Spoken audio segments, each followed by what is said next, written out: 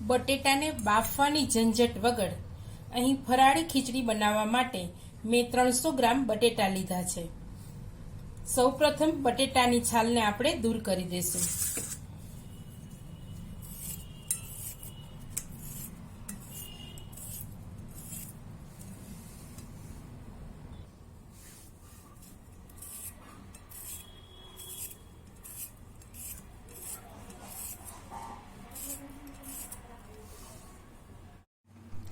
બટેટાની છાલ દૂર થઈ ગઈ છે. હવે આપણે તેને મોટા હોલવાળી ખમણીમાં બટેટાને ખમણી લઈશું. અહીં ખાસ ધ્યાન રાખવાનું છે કે બટેટાને મોટા હોલવાળી ખમણીમાં જ ખમણવાની છે, નહીતર ખીચડી છે એ છૂટી છૂટી નહીં થાય.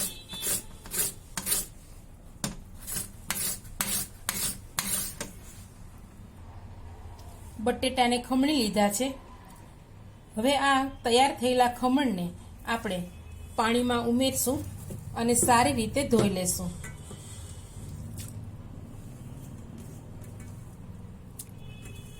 અહીં બટેટાના ખમણને સારી રીતે ધોવાનું છે.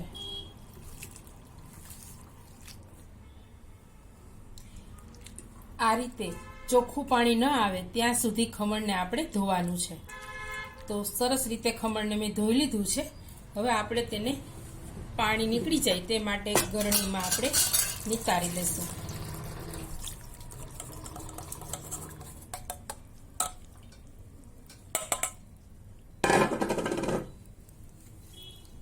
અહીં પાણીને સારી રીતે નીતરવા દેવાનું છે. ખમણ સારી રીતે નીતરી ગયું છે. 2 મિનિટ માટે ખમણને પંખા નીચે સૂકવી દેશું. ખીચડી વઘારવા માટે મેં એક કડાઈમાં ઘીને ગરમ થવા માટે મૂકી દીધું છે.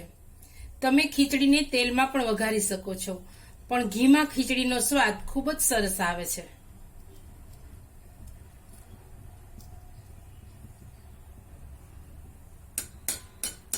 મારી ચેનલમાં નવા હોય તે મારી ચેનલને સબસ્ક્રાઇબ કરજો અને આ વિડીયો લાઈક અને શેર કરજો.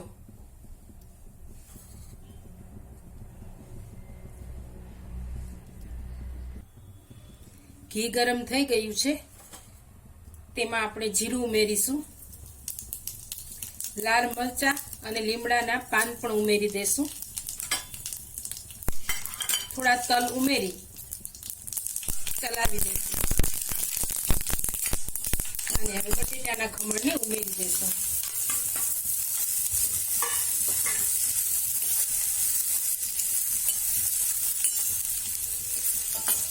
અહીં સ્વાદ અનુસાર નિમક ઉમેરીશું.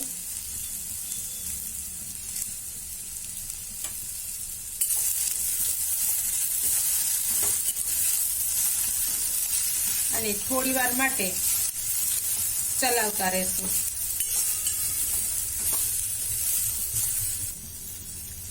અહીં સહેજ પાણીનો છંટકાવ કરીશું અને 2 મિનિટ માટે તેને થવા દેશું. મરચાની કટકીને ઉમેરી દેશું.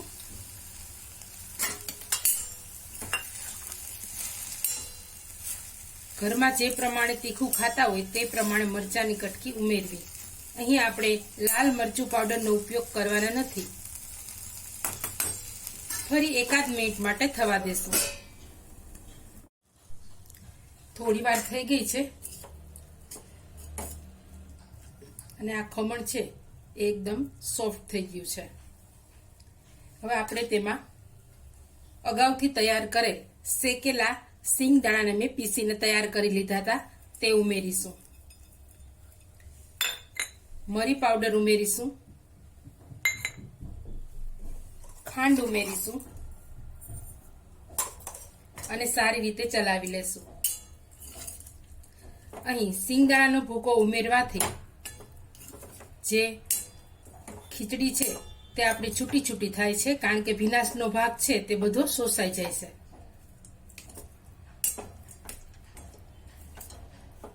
હવે ગેસની ફ્લેમને બંધ કરી દેશું. લીંબુનો રસ ઉમેરી દેશું અને ધાણા ભાજી પણ ઉમેરી દેશું અને સારી રીતે ચલાવી લેશું.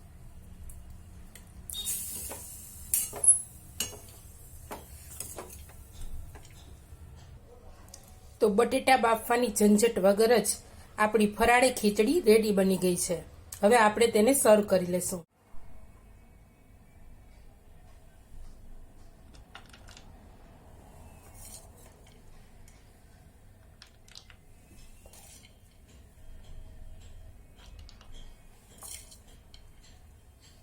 ખૂબ જ ઝડપથી બની જતી ટેસ્ટી ફરાળી ખીચડી તૈયાર થઈ ગઈ છે.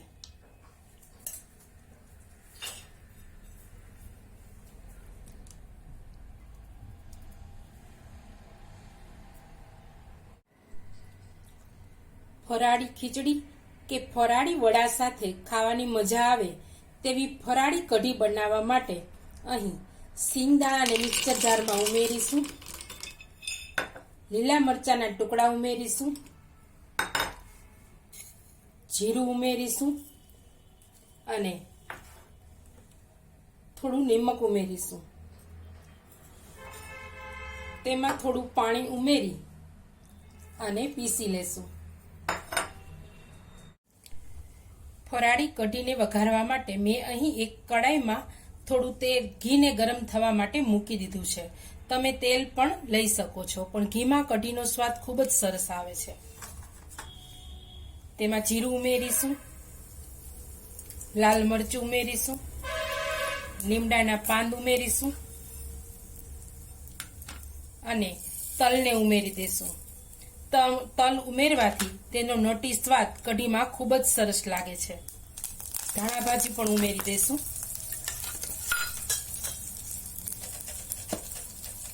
અને ચલાવી લેશું.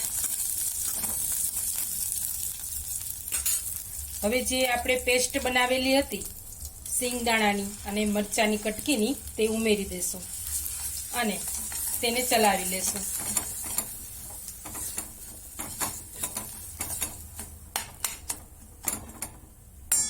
થોડી વાર માટે થવા દેશું, એટલે કાચા સિંગદાણાનો સ્વાદ છે તે જતો રહેશે.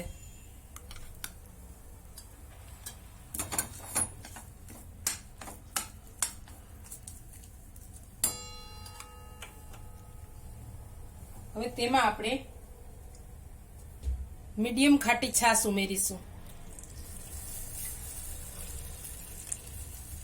અને સારી રીતે ચલાવી લેશું.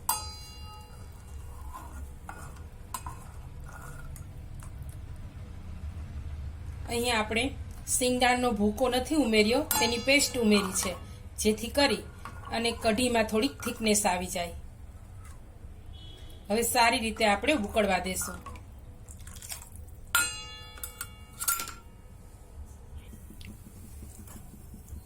સ્વાદ અનુસાર નિમક ઉમેરીશું.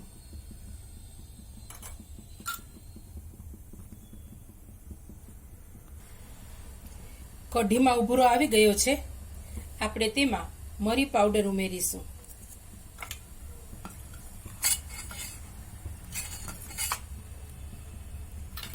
ધાણા ભાજી પણ ઉમેરી દેશું અને સારી રીતે ચલાવી લેશું.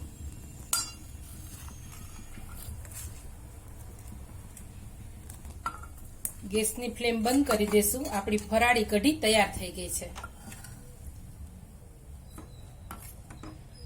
એકદમ સરસ રીતે વડા કે ફરાળી ખીચડી સાથે જમવાની મજા આવે તેવી ફરાળી કઢી તૈયાર થઈ ગઈ છે.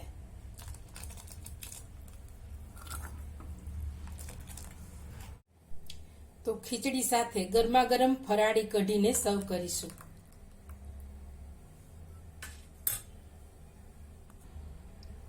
તમે પણ બનાવજો આ ફરાળી ખીચડી અને ફરાળી કઢી ખૂબ જ ટેસ્ટી લાગે છે.